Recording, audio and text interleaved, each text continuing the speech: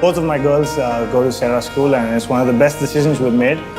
Usually when parents get asked the question that, do you love the school?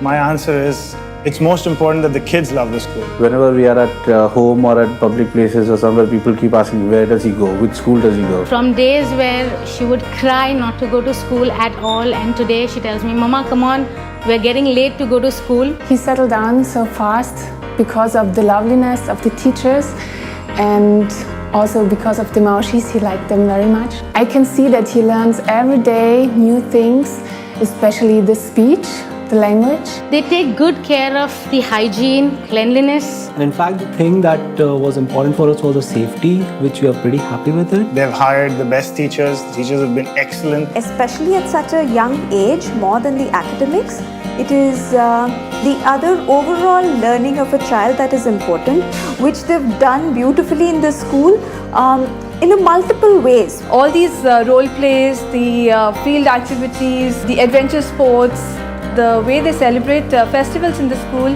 helps them build up their social, physical, emotional and intellectual skills. I've always seen her growing as an independent child. She's eating by herself.